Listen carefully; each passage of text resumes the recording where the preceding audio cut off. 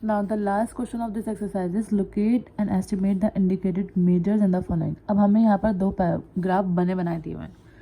Graph बना के दिए, हमें करना क्या है, मॉड मालूम करना है, मीडियन और क्वार्टाइल्स मालूम करना है। तो मॉड हमेशा ये याद रखना है कि मॉड हमेशा किससे निकलेगा, हिस्टोग्राम वाले ग्राफ से। अब सबसे पहले अगर हम नोट करें, हमने मॉड में क्या करा था, लास्ट क्वेश्चन में हमने मॉड में देखा था कि हाईएस्ट वैल्यू क्या है, पीक वैल्यू क्या है।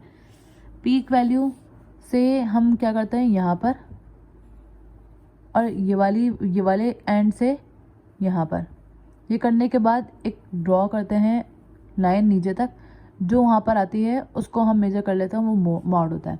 अब इन्होंने एक स्केल दिया हुआ है ऑन एक्स एक्सेस पे देखें तो 5 small squares equals to 20। 5 small squares जो है वो 20 के बराबर है। तो यानी 1 बॉक्स किसके बराबर होगा, 4 के बराबर होगा। एक स्मॉल बॉक्स किसके बराबर होगा, 4 के।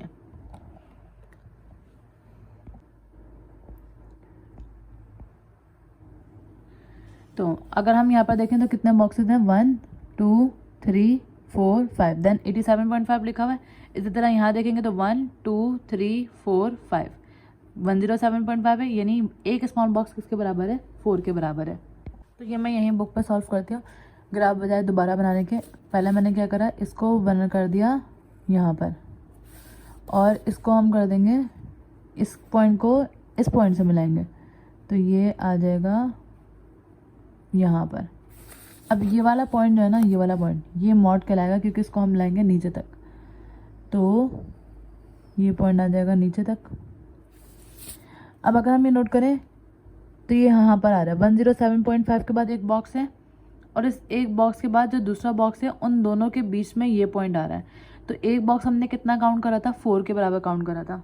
तो एक बॉक्स 107 के बाद 4 है, तो 107 प्लस 4 107 108 109 1010 1110 और 1111 1111 आएगा। और ये इन दोनों बॉक्स के बीच में, तो एक बॉक्स क्योंकि स्मॉल बॉक्स 4 यूनिट के बराबर था, तो हाफ कर देंगे तो 2, तो 4 ये और 2 ये, 6 यूनिट्स ज़्यादा हुए, तो 1067 प्लस 6 यूनिट कितने हो जाएंगे, 113.5 हो जाएगा। हम मॉड का आंसर लिखेंगे।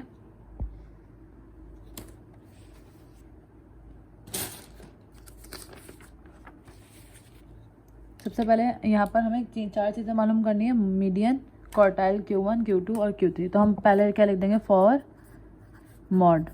मॉड का आंसर क्या आया है, ग्राफिकली। बार बार लिखने की जरूरत नहीं है, क्योंकि हमें क्वेश्चन में बोला ही ग्राफिकली है। तो हम इधर क्या लिख देंगे, मॉड इक्वल्स टू क्या आ रहा है, 113.5। अब हम मीन के लिए वर्किंग करेंगे। तो मीन के लिए हम क्या करते हैं, फॉर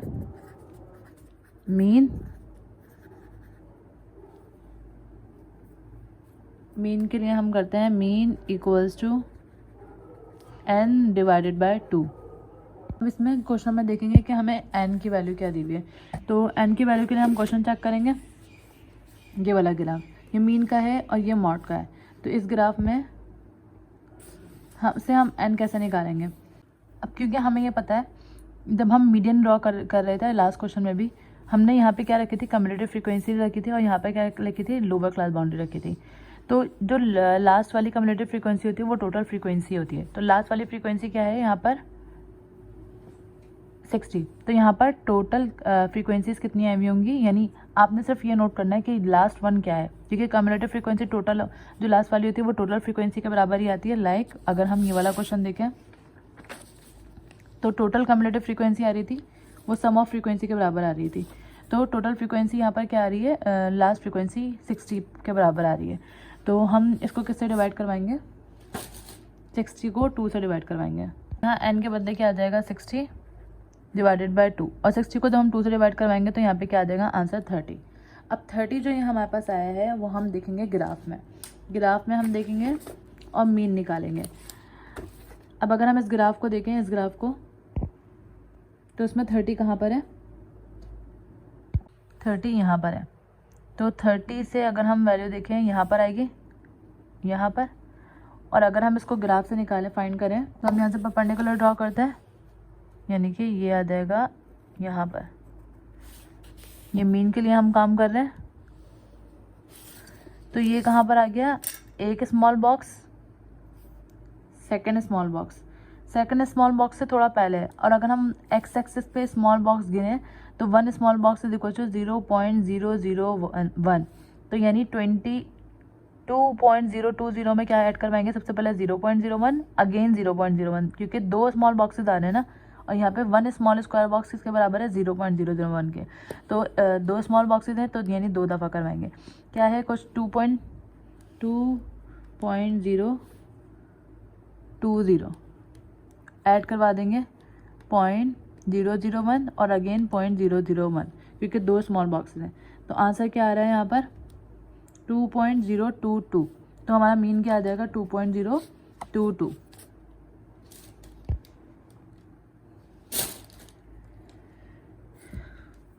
हम यहाँ पे लिख देंगे mean equals to mean by graph equals to 2.022। ना अब हमें क्या निकालना है, क्वार्टाइल्स निकालना है। तो क्वार्टाइल्स के लिए सबसे पहले Q1 देन Q3। तो अगर हम Q1 की बात करें फॉर Q1 कैसे निकालते हैं, Q1 equals to n divided by 4। n क्या है 60 डिवाइडेड बाय 4, और तो 60 को जब हम 4 से डिवाइड करेंगे तो आंसर क्या आ जाएगा 15 आएगा। अब हम इस 15 को क्या करेंगे, ग्राफ में देखेंगे, ग्राफ में कम्युलेटिव फ्रीक्वेंसी 15 पर कहाँ है। तो अगर हम ग्राफ की बात करें तो ग्राफ ये वाला देख रहे थे हम। अब हमें क्या वैल्यू देखनी है 15 कहाँ है, ये रहा ग्राफ में। अब 15 से लेकर जाएंगे, यहाँ पर आ रहा है पॉइंट, यहाँ पर, इसको नीचे भी लेकर आएंगे तो ये कहाँ पर आ रहा है, यहाँ पर, हाँ यहाँ पर आ रहा है। तो 0.001 को ऐड करवाना था, 2.015 था, 2.015 के बाद 16, 17 और 18, तो क्या आ जाएगा 2.018। ये बाय कैलकुलेटर भी सॉल्व करके दिखाती हूँ। पहले हम आंसर लिख देते हैं, क्या आ रहा है क्वार्टाइल 1 का Q1 इक्वल्स टू 2.018, क्योंकि 2.015 के बाद कितने बॉक्सेस आगे गए थे, 3 बॉक्सेस आगे गए थे। तो 2.015 के बाद 3 बॉक्सेस आगे गए थे, एक बॉक्स का क्या था 0.001, फिर सेकंड बॉक्स का 0.001, फिर थर्ड बॉक्स का 0.001, तो ये क्या आ गया 2.018। तो हमने क्वार्टाइल 1 का आंसर क्या लिख दिया 2.018। अब किसके लिए वर्किंग करनी है लास्ट में हमें, क्वार्टाइल 3 के लिए। तो हम इधर क्या लिख देंगे फॉर Q3। अब Q3 का फॉर्मूला क्या होता है, Q3 का फॉर्मूला होता है 3n डिवाइडेड बाय 4, यानी 3 मल्टीप्लाई बाय 60 और डिवाइडेड बाय 4। ये क्या आएगा 3 एज इट इज़ आया, 60 डिवाइडेड बाय 4 क्या आया था 15, और 15 को जब हम 3 से मल्टीप्लाई करवाएंगे तो आंसर क्या आ जाएगा 45।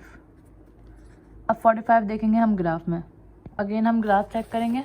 ग्राफ की वैल्यू कहाँ पे देखनी है, अब हमें 45 पे देखनी है, क्योंकि Q3 की वैल्यू क्या आई है 45। तो अगर हम 45 देखें तो 45 कहाँ आएगा, यहाँ 45 का स्ट्रेट जाएंगे, ये वाला पॉइंट है, और इसके स्ट्रेट नीचे आएंगे तो ये वाला पॉइंट है, ये 2.025। तो इसको कैलकुलेट करने की ज़रूरत ही नहीं है, तो क्या आ रहा है 2.025। तो हम यहाँ पर डायरेक्ट आंसर लिख देंगे, क्या Q3 बाय ग्राफ है 2.025।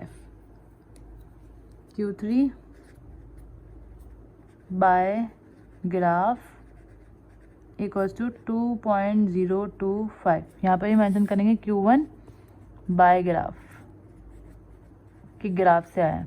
ये तो हम चेक करने के लिए कि हमें जो परपेंडिकुलर ड्रॉ करना है वो कहाँ पे करना है, वो 15 पे, यहाँ 30 पे, यहाँ 45 पे, और उनकी वैल्यू क्या आ रही है ग्राफ से वो हमने यहाँ पे मेंशन कर दी। So this is question number 8 which is the last question of exercise 22.4।